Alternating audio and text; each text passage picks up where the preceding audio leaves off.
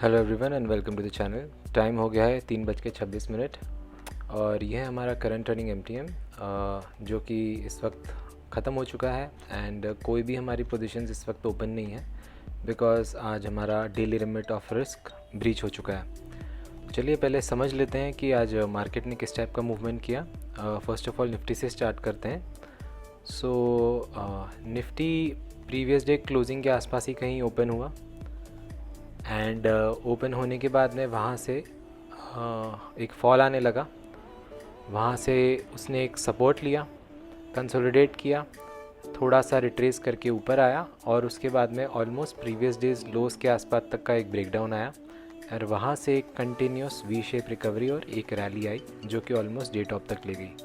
Meanwhile bank Nifty previous day closing के आसपास open होने के बाद वहीं से स्ट्रेट फॉरवर्ड फॉल आया जिसने प्रीवियस डेज लोज पे कंसोलिडेट किया, वहाँ से एक और शार्प ब्रेकडाउन दिया और वहाँ से एक 90 डिग्री की रैली दी जो कि डेज हाई को भी तोड़ के अभी ऊपर कहीं चल रही है क्लीन ब्रेकआउट के साथ। एंड सिमिलरली फिन निफ्टी भी, जिसमें आज एक्सपायरी थी, प्रीवियस डे क्लोजिंग करके प्रीवियस डेज लोज को भी तोड़ा, नीचे गया एंड वहाँ से एक वी शेप रैली जो कि डे स्टॉप के भी आसपास चल रही है।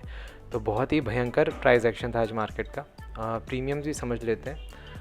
निफ्टी का 135 के आसपास कहीं प्रीमियम स्टार्ट हुए एंड देन बहुत ही वॉलेटाइल रहा, आप देख सकते हैं बीच में जो स्पाइक अप एंड डाउन है एंड देन अभी कहीं 114 चल रहा है। मीनवाइल बैंक निफ्टी का स्टार्ट 300 के आसपास कहीं ओपन हुआ एंड देन बीच में एक शार्प स्पाइक आया जो फिर से 300 तक ले गया एंड देन ग्रेजुअली फिर फॉल आता रहा लेकिन विद द स्पाइक्स, और अभी कहीं 235 के आसपास चल रहा है।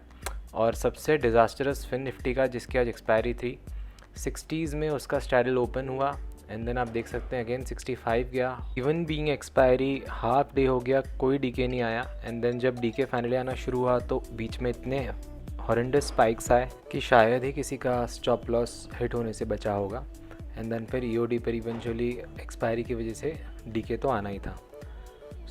आप लोग मोर ऑफन ये सोचते होंगे कि जब भी हम लोग चार्ट्स को एक्सप्लेन करते हैं तो हम लोग लेवल्स की या फिर कोई प्रीवियस डे सपोर्ट रेजिस्टेंस की बात क्यों नहीं करते। तो उसका रीज़न यही है कि फैक्ट यही होता है कि मार्केट जो है वो जिस तरह चल रहा है उसके अकॉर्डिंगली ही आपको अपने ट्रेड्स प्लान करके उसके अकॉर्डिंगली ही अपने ट्रेड्स को मैनेज करना पड़ेगा। There is no other way out.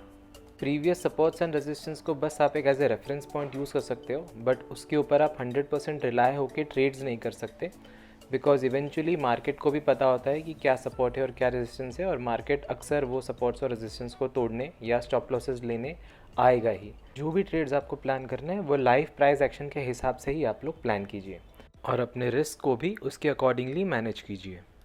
So that's it for today and thank you very much for watching.